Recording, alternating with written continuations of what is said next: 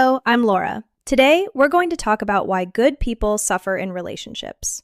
Have you ever noticed that the people who love the hardest, care the most, and give the most often seem to get hurt the most? It seems unfair, doesn't it? You'd think that being kind, empathetic, and thoughtful would naturally attract healthy, loving relationships. But for many, this isn't the case. Good people sometimes end up with partners who are emotionally unavailable, inconsistent, or even toxic. Today, we're going to explore why this happens, why good people suffer, what keeps them trapped in cycles of emotional pain, and what they can do to protect themselves without losing their hearts. One reason good people often suffer is empathy. Being able to feel deeply, to understand emotions, and to see things from another person's perspective is a gift. But in relationships, empathy can also make you vulnerable. You might excuse behaviors that are harmful, tolerate emotional distance, or forgive things that should have been deal breakers. You might convince yourself, they didn't mean it, maybe it's just a bad day. And while empathy is beautiful, it can be exploited by people who are not emotionally mature. It's not weakness, it's awareness. But it can make you carry more pain than necessary, especially when your partner doesn't meet you halfway. Many good people are highly sensitive. They notice the smallest changes in tone, subtle facial expressions, or unspoken tension. While this makes them attentive, it also makes them prone to overthinking. They replay conversations in their heads, wondering, did I say something wrong? Did I do enough? Why are they distant today? When your partner is inconsistent, this sensitivity can feel like a double-edged sword.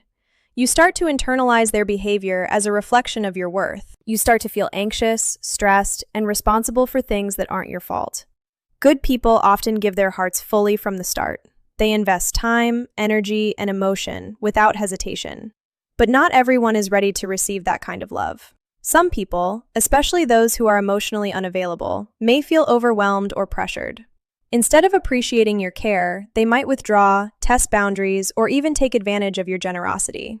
And you're left wondering, why wasn't my love enough? The truth is, it wasn't about you. It was about them.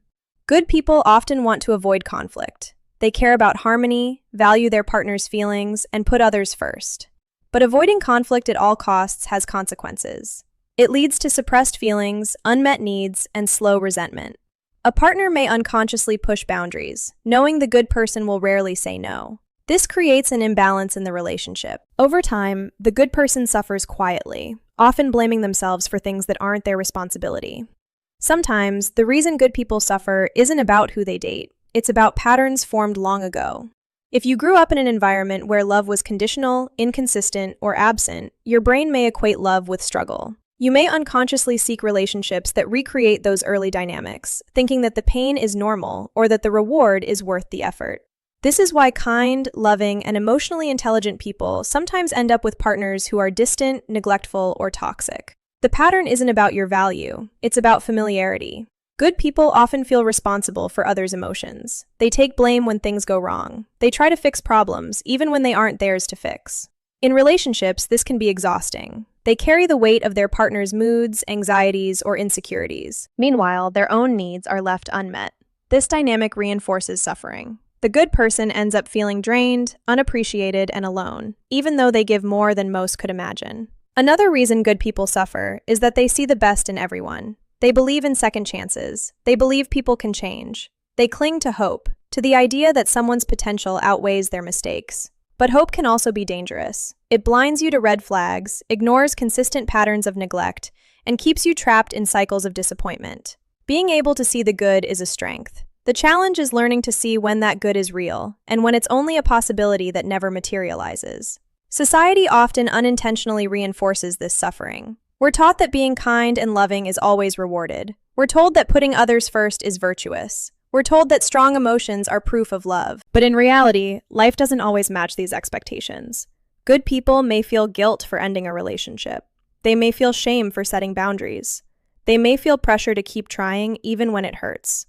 All of this amplifies suffering and makes it feel like being good is a liability rather than a strength. Sometimes, the reason good people suffer is rooted in attachment patterns. If you're deeply empathetic, highly sensitive, and capable of intense love, your attachment system can make you feel dependent on emotional highs. Even if those highs are rare or inconsistent, you can become attached to them, addicted, in a way, to the feeling of being needed, wanted, or loved. This explains why even when someone hurts you, it's hard to walk away. You're not just attached to the person, you're attached to the feeling that comes with them, the moments that made you feel alive. The good news is, suffering isn't inevitable. Awareness is the first step. Recognizing your patterns, your boundaries, and your emotional triggers allows you to make conscious choices. Next, practice saying no. Being good doesn't mean tolerating disrespect, manipulation, or neglect. Invest in self-love. When your sense of worth comes from within, rather than from validation or affection from others, you become resilient. Choose partners who match your energy. Look for consistency, respect, and emotional availability, not just intensity or potential. Healing is a process, but it is possible. Remember this, being good is never a flaw. Your empathy, your sensitivity, and your generosity are your superpowers. Suffering comes from giving those gifts to people who aren't ready to receive them. By understanding yourself, setting boundaries, and choosing wisely, you can stop repeating painful patterns. When you do, you'll discover relationships that are not only loving, but also healthy, stable, and truly fulfilling. So, if you've ever felt like your kindness or goodness was punished in love, or wondered why your heart keeps getting hurt despite your best efforts, know this, you are not broken. You are learning, and every moment of awareness brings you closer to the love you deserve. Until next time, don't forget to subscribe for more insights about human behavior, relationships, and mental health. Bye-bye.